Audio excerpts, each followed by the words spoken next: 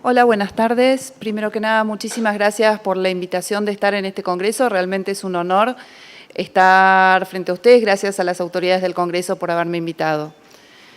Mi charla va a ser una charla muy clínica, que creo que es de un tema que todos vemos en el consultorio y a veces no siempre sabemos cómo manejar.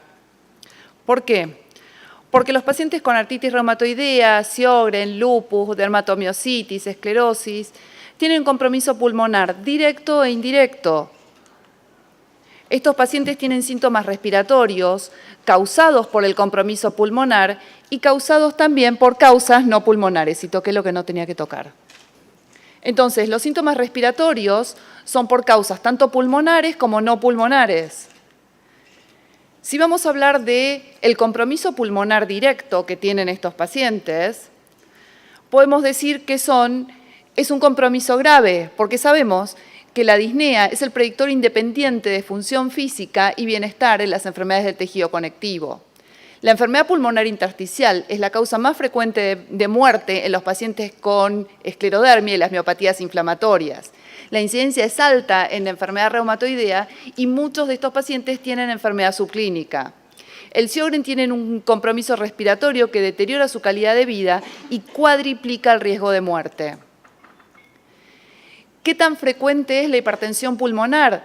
La hipertensión pulmonar es relacionada a las enfermedades del tejido conectivo, es una de cada 4 hipertensiones pulmonares diagnosticadas en los Estados Unidos, con un pronóstico mucho peor que la hipertensión pulmonar idiopática, con una prevalencia que va del 10 al 12%, generalmente se diagnostican, o en un quinto se diagnostican, con una DLCO menor a 60 el diagnóstico, o sea que ya se diagnostican en pacientes avanzados. El riesgo de muerte, si lo ven acá, en pacientes hipertensos con esclerodermia es 3 veces más que los pacientes con hipertensión pulmonar idiopática que ya tienen un riesgo de muerte elevado.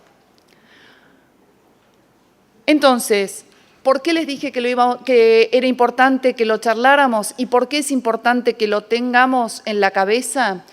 Porque el compromiso pulmonar en las enfermedades del tejido conectivo, en lo que se refiere a enfermedad pulmonar intersticial, va desde un 10% en un síndrome de Sjögren, pero llega al 90% en esclerodermia. Entonces, tenemos que hacer screening. Estamos obligados a pensarlo cada vez que tenemos un paciente con una enfermedad reumatológica frente a nosotros. El screening es sencillo, sí, por supuesto que es sencillo. Lo podemos hacer con la clínica, con la disnea, la tos, la fatiga que presentan estos pacientes. En el examen físico, buscando la taquipnea, el claving, los crepitantes, la hipoxemia, haciéndoles examen de función pulmonar, radiografías, tomografías y eventualmente llegando al lavado broncoalveolar para buscar infecciones y hemorragias. ¿Es sencillo? No, no es sencillo. Porque en estos pacientes tenemos muchos problemas. La disnea es multicausal. Sabemos que la inactividad en estos pacientes es multicausal. Entonces la disnea es de origen pulmonar, es de origen cardíaco, es de origen funcional por desacondicionamiento. La radiografía suele ser muy poco sensible. Los exámenes funcionales respiratorios son muy sensibles pero poco específicos y por lo menos en el medio en donde yo trabajo no es común contar con estudios de difusión o estudios de volúmenes pulmonares para poder hacerles a estos pacientes en forma seriada. El VAL es invasivo, estamos hablando de pacientes que tienen múltiples comorbilidades a punto de partida de su patología de origen y someterlos a un VAL no es gratuito. Y la tomografía, si estamos pensando que estos pacientes estamos hablando de monitoreo o de screening, como se habla en tantos otros screenings en la medicina hoy por hoy, sabemos que la radiación seriada de estos pacientes no es gratuita. Entonces, ¿hay que hacer screening de enfermedad pulmonar intersticial? ¿Hay que pensarla? Siempre. Siempre la tenemos que pensar. ¿Cómo hacemos el screening? La respuesta es, depende de qué paciente. Si el paciente tiene una esclerodermia, que dijimos que el compromiso intersticial llega al 90%, no podemos quedarnos con que tiene una espirometría normal o con que tiene una espirometría con una leve alteración. Tenemos que hacerle volúmenes y difusión. tenemos que hacerle una tomografía, ya que no va a ser suficiente una radiografía, y tenemos que pensar también en hacerle ecocardiogramas o ecodopplers de monitoreo. Si el paciente no tiene una esclerodermia, estamos autorizados, porque la sensibilidad y la especificidad de un buen examen clínico es alta, hacerles espirometrías, hacerles radiografías, hacerles controles seriados, y hay nuevos estudios que hablan sobre hacer ecografías pulmonares a estos pacientes, en donde, por lo menos en nuestro medio, la curva de aprendizaje todavía está en sus etapas iniciales, pero es muy prometedora. Entonces, ¿cada cuánto deberíamos hacer el screening? Si el paciente no tiene ninguna lesión, debería ser anual. Si el paciente tiene algún hallazgo, en este compromiso intersticial debería hacerse cada 6 meses, salvo que sean pacientes masculinos, añosos, con deterioro en la función pulmonar o que sean tabaquistas, porque estos han demostrado, tanto en artritis reumatoidea como en esclerodermia, tener mayor mortalidad.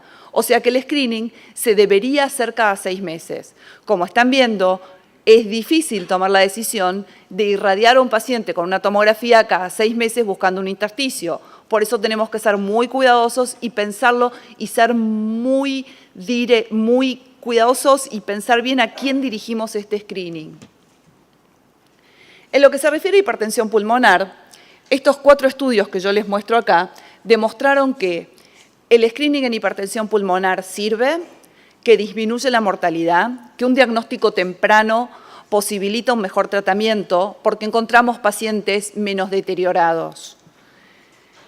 El Itinerar demostró que hay que buscarlo en pacientes con DLCO menor a 60, el Ambition y el Griffon mostró los beneficios en el tratamiento, y el DETECT se centró en pacientes con esclerodermia de alto riesgo, más de 3 años de enfermedad y una DLCO menor a 60. Lo que yo les estoy mostrando hoy por hoy son estudios que se hicieron con esclerodermia. Si ustedes lo buscan, no son comparables a los estudios que hacen los cardiólogos en general, porque el N es muy chiquito, son estudios multicéntricos en donde se fueron reclutando pacientes. ¿Cómo hacemos el screening? Con ecocardiograma, el DLCO, que como vieron es muy importante el DLCO porque nos va a dar el momento en el que este 60 de punto de corte que usamos para incluir a los pacientes en el screening, con biomarcadores. Y la pregunta del $1.000.000 es ¿a quién le hacemos el cateterismo? Sabemos que no podemos someter a todos los pacientes a cateterismo porque no es un proceso libre de riesgos, porque es un proceso oneroso, porque no podemos estar sometiendo a los pacientes a un cateterismo a modo anual, bianual, de screening. Y el algoritmo que se usa hoy por hoy es el algoritmo del estudio DETECT, que yo les mostré, que se basa en una progresión de variables no ecocardiográficas, ecocardiográficas, y según el puntaje que tienen, se decide a quiénes se le va a hacer cateterismo y a quiénes no. ¿Qué es lo que demostró el estudio DETECT inicialmente en estos pacientes? Que 1/5 de los pacientes que tenían hipertensión pulmonar eran completamente asintomáticos al momento del screening. Yo les conté antes que cuanto más temprano diagnostiquemos a estos pacientes, cuanto antes les podamos hacer el tratamiento, mejor es el pronóstico de una comorbilidad de estos pacientes que los lleva a tener una mortalidad muy elevada. Y 1/3 de los pacientes tenían regurgitación tricuspidea significativa. Compromiso pulmonar indirecto. Esto era específicamente del parénquima pulmonar. Y esto hablamos de la susceptibilidad a las infecciones que tienen los pacientes con enfermedades del tejido conectivo. Y todos sabemos que es así y no se restringen solamente a lo que es las enfermedades pulmonares. ¿Por qué tienen más enfermedades, en este caso pulmonares? Porque tienen factores inmunológicos como el déficit del complemento y la alteración de la homeostasis de los linfocitos T, que son propios de este tipo de enfermedades.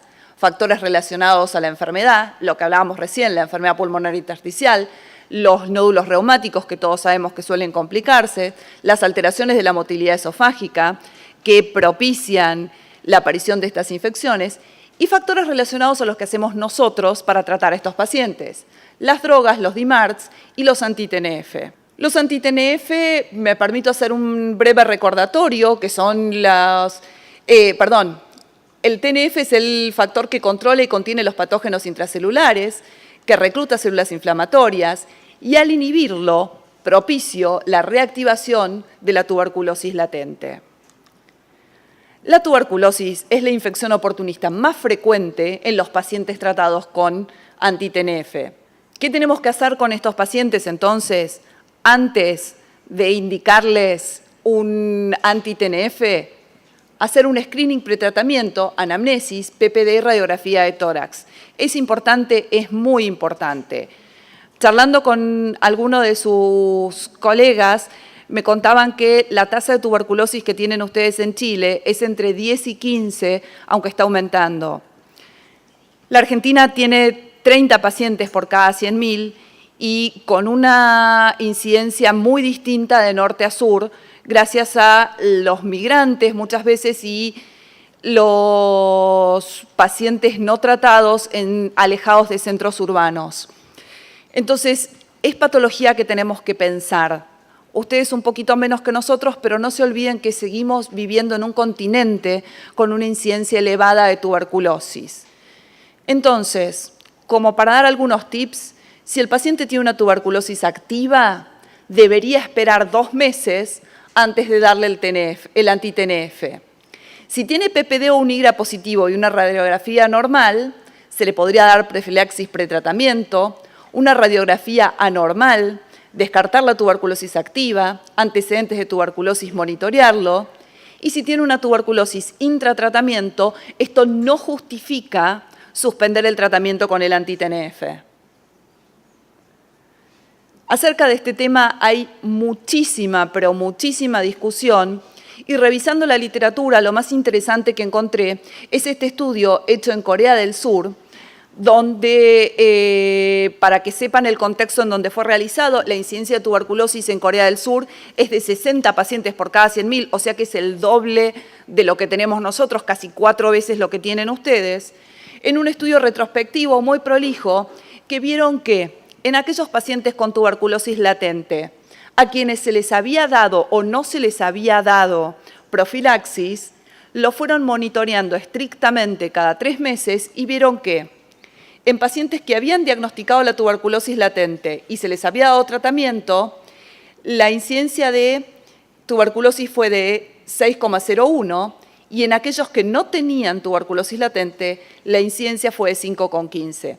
¿Qué enseña este trabajo? En realidad que podamos hacer el diagnóstico de tuberculosis latente o no, podamos darle el tratamiento profiláctico o no, lo importante es seguir a estos pacientes que están en medios de alto riesgo periódicamente para descartar la presencia de una tuberculosis y cuando hay algún dato que nos hace sospecharlo, buscarla y tratarla oportunamente. Los DMARDs en general tienen un reporte feo, un reporte interesante en cuanto a efectos adversos pulmonares, cuanto a fibrosis, neumonía en organización, UIP, enfermedad pulmonar intersticial. Por lo tanto, deben ser revisados la estructura pulmonar del paciente antes de indicarle cualquiera de estos medicamentos. El más conocido es el metotrexate, que tiene la mitad de la biblioteca a favor, la otra mitad en contra, y conseguí encontrar esta revisión sistemática que mostró un efecto neutro.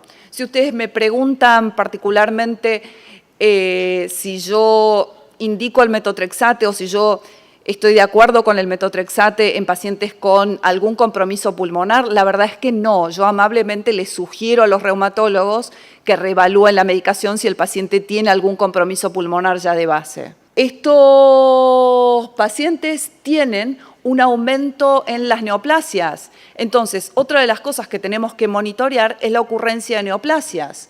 Si se fijan, el diamante en esta revisión sistemática está ligeramente a la derecha. En esto que habla de cáncer de pulmón también está a la derecha. Y en esto que habla de linfoma está considerablemente a la derecha. O sea que son efectos adversos y son comorbilidades que tenemos que buscar en estos pacientes para poder hacer un tratamiento oportuno. Y para terminar, brevemente en estos últimos 5 minutos, quería comentarles un caso clínico que llegó el año pasado a nuestro hospital. Era una mujer de 31 años, de origen boliviano, que entró a clínica médica el 14 del 9, que había entrado por una disnea clase funcional 3 a 4, que había progresado en el último mes. La paciente tenía antecedentes de esclerodermia sistémica difusa, diagnosticada hace 2 años en Bolivia, tratada con depenicilamina, discúlpenme. Había venido a Buenos Aires en junio, habiendo suspendido el tratamiento un mes antes. No refería a ninguna internación previa y no refería a otras patologías.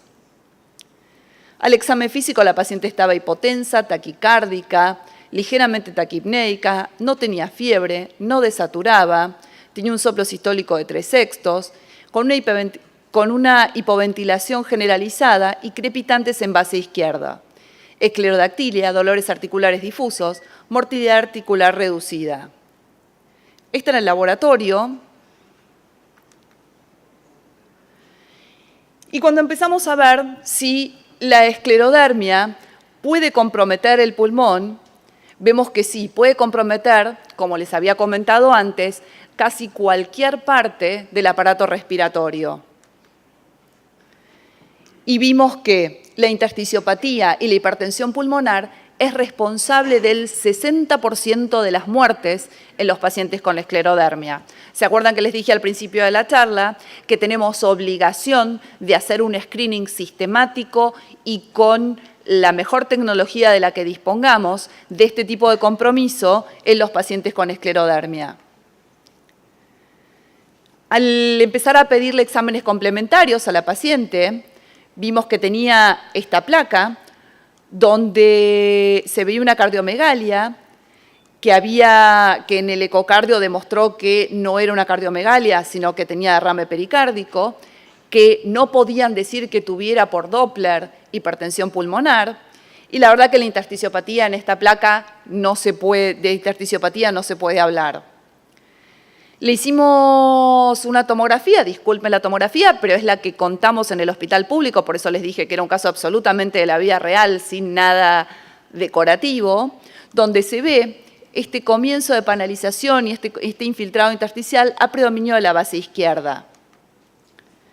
Entonces, tenemos una paciente que tiene aumento súbito de la disnea, o por lo menos ella lo refiere como súbito, que está tratada para la esclerodermia con una droga que sabemos que no tiene efecto sobre el pulmón en cuanto a protección o a tratamiento. Sabemos que tiene intersticiopatía, sabemos que tiene un derrame pericárdico. Y entonces decimos, la intersticiopatía es por la esclerodermia, por los medicamentos, por reflujo. Al hacerle el reumatograma a esta paciente, vimos que tenía un esclero 70 positivo. El esclero 70 positivo en estos pacientes se correlaciona casi en un 90% o en un 80% con la aparición de intersticiopatía. O sea que podemos decir que parte de la intersticiopatía es responsable de la esclerodermia per se. Se le hizo una endoscopía digestiva alta, y se vio compromiso esofágico que corroboraba la presencia de reflujo. Entonces ya teníamos 2 causas para nuestra intersticiopatía, el reflujo y la esclerodermia per se. Al repasar la depenicilamina, que realmente es una droga que por lo menos en el medio en donde yo trabajo hace mucho que no se usa y no lo teníamos tan clara, vimos que no tenía efectos adversos pulmonares y por lo tanto concluimos que la paciente tenía un compromiso pulmonar secundario a la esclerodermia per se, más reflujo gastroesofágico sin tratamiento. Estaba pendiente al momento el funcional respiratorio, la DLCO, para cuantificar el compromiso porque no contamos en el hospital con DLCO y tenía un derrame pericárdico. Se comenzó tratamiento con ciclofosfamida más corticoides, la paciente evolucionó favorablemente y la perdimos al seguimiento, como suele pasar con estos pacientes. Y mostrándole algunas fotos de Buenos Aires, les agradezco mucho por su atención.